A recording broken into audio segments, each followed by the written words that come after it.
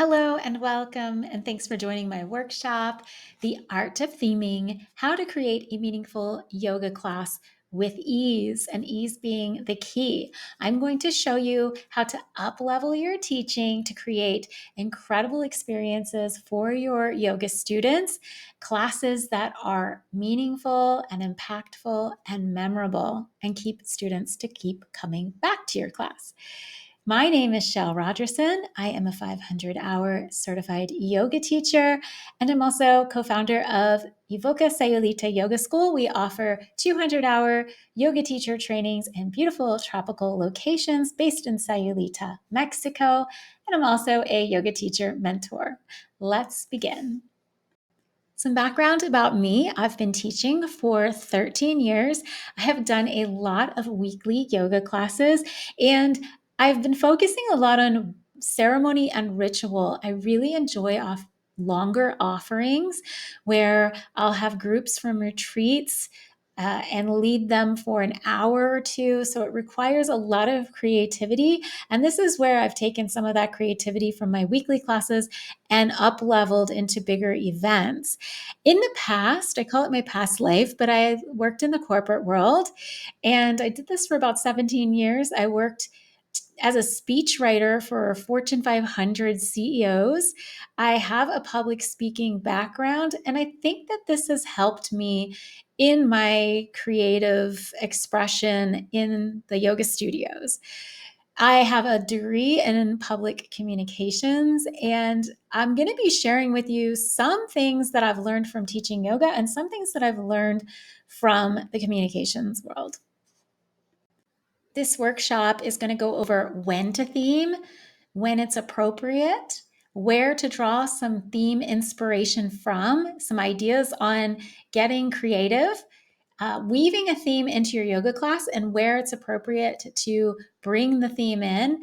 And I've got a bunch of hot tips for you, just things that I know have worked for me that I'll be sharing. Let's first talk about why to theme a class. And the way I look at it is you're starting with a theme to go from movement into meaning. You make the class more meaningful for your students. One great thing about offering themes is that you are an artist here. You get to be unique and teach as you. So sometimes we're thinking we want to be like the more experienced teacher or someone else. We see their class, their theme, and we wish that we could copy that, but we want to come up with our own expression of how we feel and sharing that with our students. And so the theme allows you to make your yoga class unique. And another thing that you get to do with your class is to share your passion, whatever it is that you want to talk about, whatever you're feeling, what excites you, that's an opportunity for you to go in and explore it more. And I'd like to just remind you to think of a yoga class that stayed with you. Why was it meaningful? There are so many great yoga classes and we remember them, and it's because that teacher was sharing from their heart. So today I'm going to teach you how to share from your heart. I like to think of theming as an art. It's truly just expression. You get to come into a yoga class with this blank canvas and create and express yourself. Now, think about the privilege that you get when you walk into a room and you have the undivided attention of your students. Use that privilege with responsibility. If they're all paying attention to you, share with purpose and share with intention. I like to think of a theme as a combination of creativity and intuition, and those are both energetic properties. That's your energy.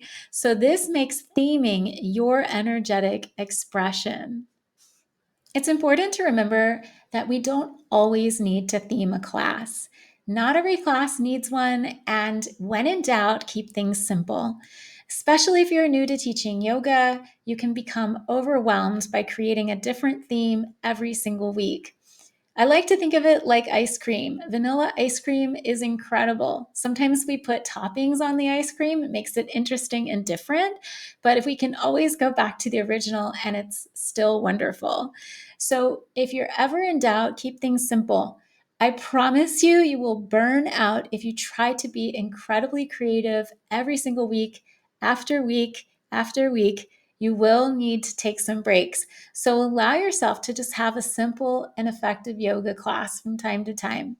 Now, when to theme is when you're inspired. When you really just wake up feeling excited about a topic, that's your indication that it's time to introduce a theme. And you also want to theme when you feel your students will appreciate it. Everything comes down to your students and what they need. Your students come first. So if you've developed a complex theme, but you walk in and it doesn't seem to fit your students' energy, then you're going to have to change and maybe go without a theme that day.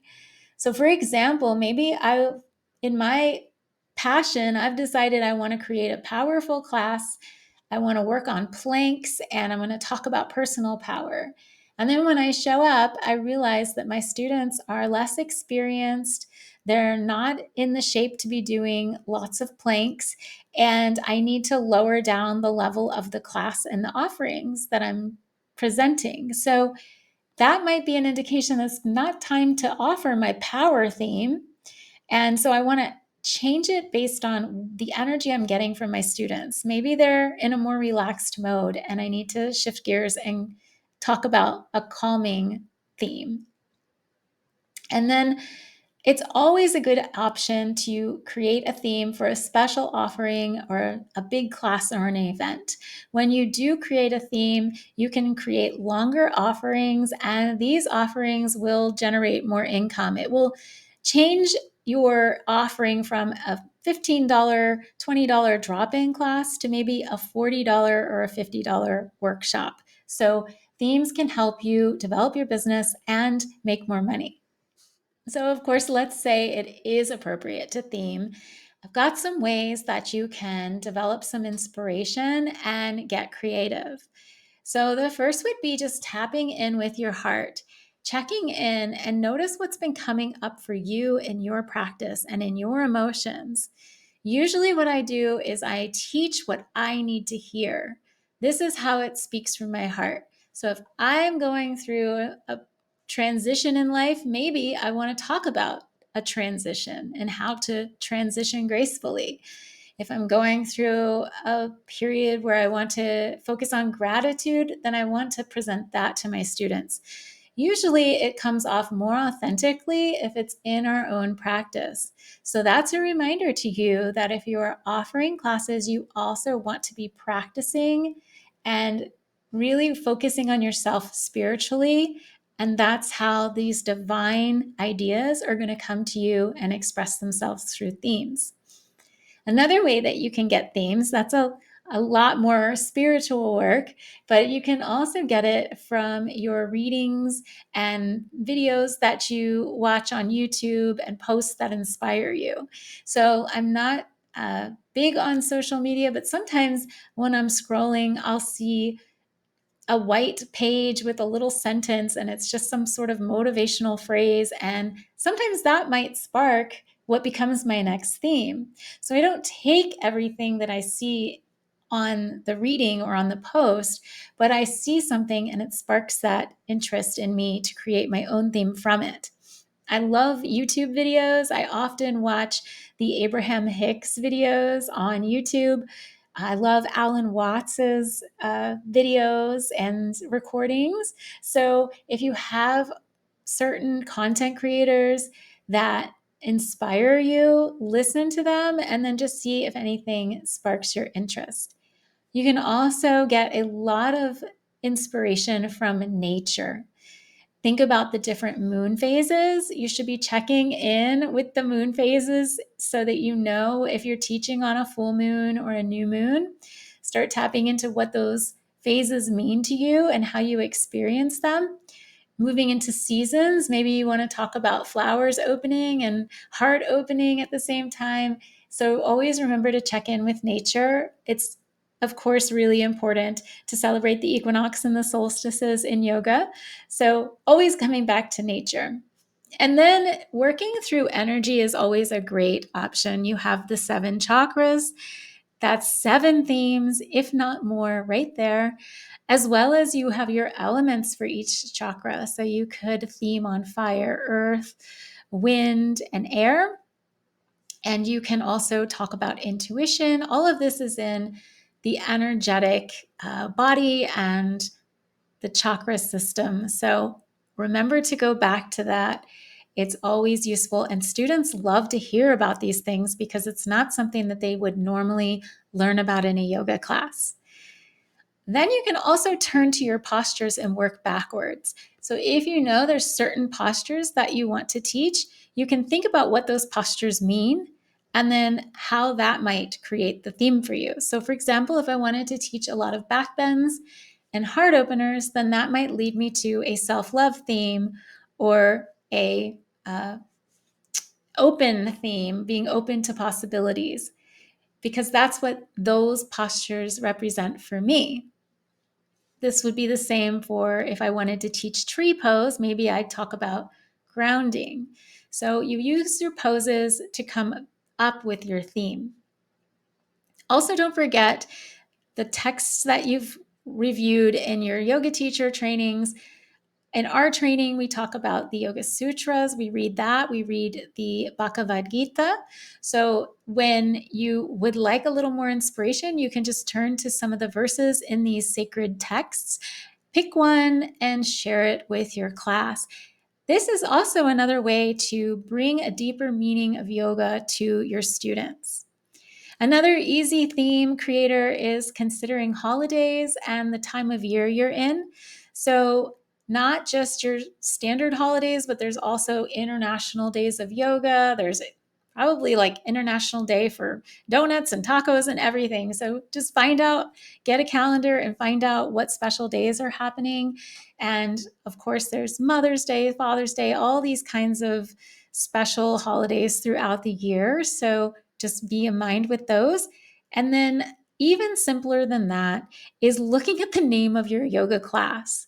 So, I've taught power yoga for many years, and almost every single week, my theme was based on the idea of personal power. So, some days that might have been confidence, some days that might be the Manipura or power chakra, or fire in the body, teaching breath of fire. All of that was all based on the theme of power. And think about if you're teaching a gentle class, for example, you could just talk about being gentle with yourself. Or a restore class, what is it like to restore and reset? So even if you just come back to your class name, you'll have some ideas. Now you might have many ideas for a theme. Let's talk about when to bring up your theme in a class. And the first rule of thumb I have is a theme is something that you will mention more than one time during the class.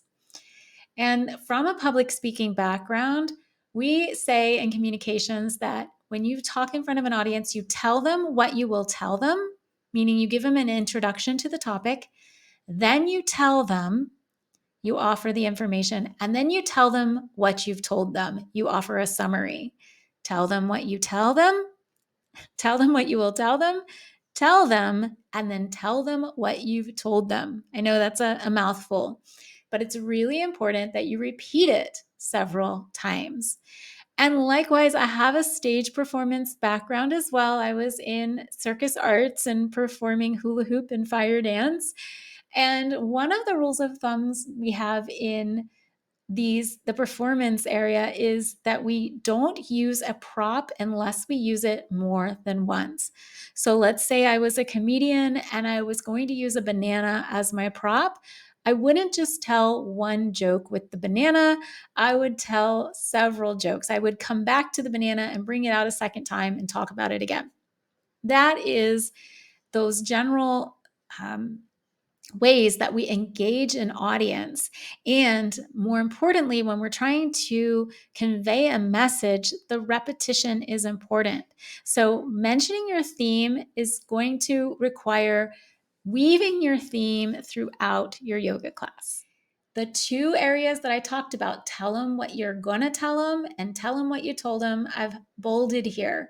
So you really want to make sure you talk about your theme in the opening, the intro of your class, as well as the closing. And then I want you to think about weaving your theme in between at least one other time. Now, would even aim for 2 or 3 of these, but at least one other time between the opening and closing of your class. So where can you weave in the theme? The first would be in an active pose. So if you're doing a tree pose, you might want to mention that you're rooting or grounding. But keep in mind, sometimes people are struggling through active poses. So you also can do this in your resting poses. In fact, I really like going into resting poses and offering some open ended questions while my students are, let's say, in child's pose or pigeon pose or poses where they're staying for a little while. So I'll ask them a question to ponder during that time, and it helps them hold on to the pose a little bit longer. Another time during the yoga class that you can bring up a theme is during Shavasana. You can offer a really nice meditation or visualization during the Shavasana that relates to your theme, or you can pull out a quote or offer a reading. And then don't forget that you can also create your theme throughout your music. I love to offer a holiday yoga class, and I always include holiday music. And it's just something fun that I've done for a few years. And I think that music sometimes is overlooked as a way to weave in the theme, but also remember that music is always an option. It may or may not be appropriate for your class. So in the opening and closing, and then somewhere in the middle of your class, you'll weave it in. Now let's talk about tools or ways that you can weave the theme in. One way would be through breath or meditation. I love in my holiday yoga class to offer the breath of Santa. So instead of the breath of joy, I create a breath of Santa. We all chant ha in the breath of joy. And so in the breath of Santa, we chant ho. And I get the class saying ho, ho, ho. And it's quite fun and funny. So you can choose a breath that expresses your theme. You can also use a meditation or a visualization. In the poses, you want to think about how yoga poses really are expressive on their own. So they really lend themselves to themes. So, for example, if you're working in a moon type of class, you might want to consider the half moon pose or a moon salutation. If you, I talked about heart opening and grounding, but let's say you wanted to do a water flow, it might be about the transition between the postures. If you wanted to do an airflow, it might be some of the flying postures, like a warrior 3, because that makes me feel like I'm flying. So it really thinks that you have to think about what the pose speaks to you and then choose some poses that fit your theme. And this also will help you with your sequencing. Another tool is some prompts. I think of them similar to journaling prompts. I love journaling, and I often ask my students questions that are open-ended that will have them reflecting on the theme for themselves. So, how might you invite in more space? Or how might you respect your boundaries today? Opening these questions up for them to interpret how to process the theme for themselves. Another incredible tool is mantras. It's also, the name is tool is in the word mantra, mind tool. So consider mantras or affirmations.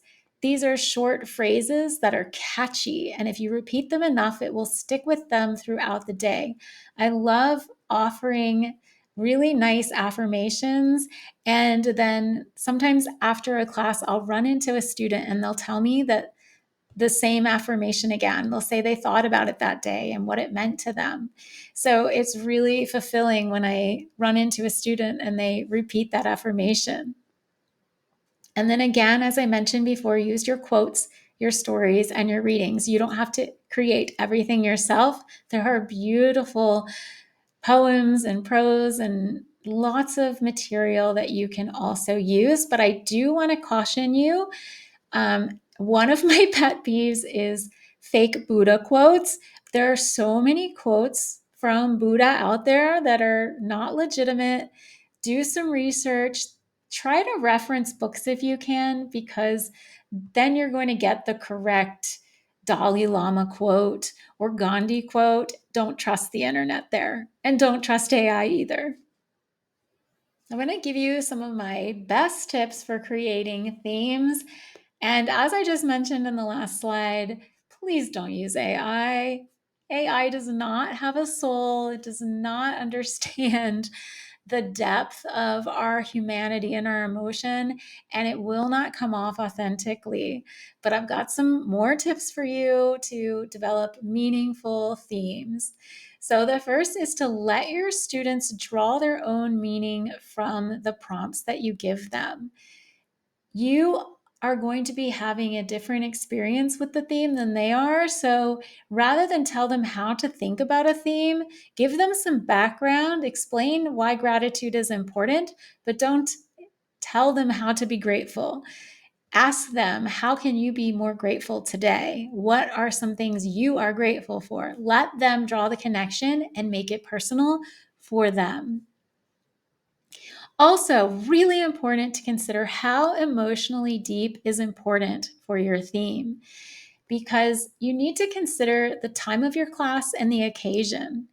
If you only have an hour, maybe you're teaching the 5 a.m. Wednesday morning class, and you know there's a lot of professionals that come to that class and get their workout done before they go to work. This is probably not the best time to offer a deep healing inner child meditation. Maybe instead you're going to focus on things that would impact their day, like focus or productivity or holding boundaries. So consider the time that you have to go through a theme and also what's appropriate. Maybe in the evening, if you're doing a healing class and a gentle class, you want to approach an emotionally more deep um, theme. So always keep in mind your audience and what's important.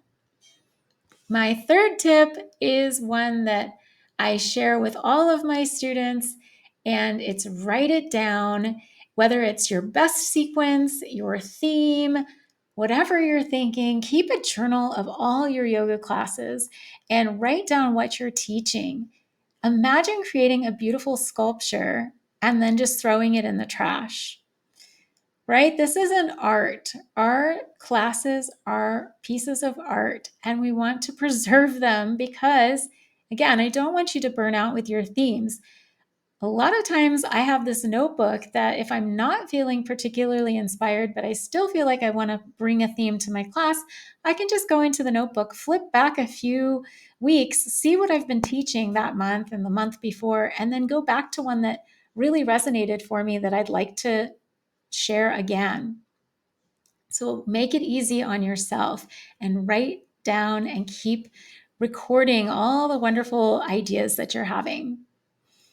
Again, the big tip is to not overcomplicate, keep things simple, and remember that the more you offer, the less your students are probably even going to retain. So keep your message simple. Make it something that they're going to remember and seed it into their subconscious mind. And that's going to be an effective and impactful practice. You don't need to go with lots of reading and lots of themes. Center it on one important message and work on getting that message across. And again, I'm going to repeat it, and it's here written: repeat, repeat. Once you've decided what your simple message is, no matter how simple it is, it needs to be repeated over and over. This is how you're going to resonate that message with your audience. So I like to use a catchphrase or something that they're going to come back to during the day. If I say energy flows where attention goes, and I say it enough times, they will remember it. If I say it only one time, they might think it's a really clever and wise concept, but they're not going to remember it. And lastly, be inclusive. Please remember that everyone feels and experiences things differently. So again, you don't want to bring meaning to the theme, you want your students to draw in their own conclusions about the theme. So, not every experience is universal. For example, if you were offering a Mother's Day class or a Father's Day class, you might have a great relationship with your parents, or maybe your students, they don't want to come to class and think about their mother or their father, right? So maybe there's other ways that you can keep the theme open. Maybe it's about nurturing energy. It's Mother's Day, and in honor of that, we're going to consider how you can nurture yourself. And that might be a theme that resonates for everyone in your class. And then maybe the students that do have those relationships where they want to think about their mother, they can draw that conclusion on their own. So really keep it inclusive always and respectful of how anyone would take a theme. And that comes back to the very first point of this, which is let students draw their own conclusions, draw their own meaning from your theme. Use those prompts, open-ended questions, and that's going to make it so unique and fulfilling for your students. I hope that what I've shared with you today is giving you a lot of inspiration and that you're excited to think about your upcoming classes and write it all down in your journal and create these beautiful pieces of art to bring to your yoga students. And as written here on the slide, enjoy and have fun teaching. That is why we are all here. We are here to have a good time. We've chosen to teach yoga because it makes us happy. So don't let creating elaborate themes get in your way or take your joy out of teaching. It should be the opposite. It should make you more passionate and excited to create. Always think about that and follow your heart when it comes to creating a theme.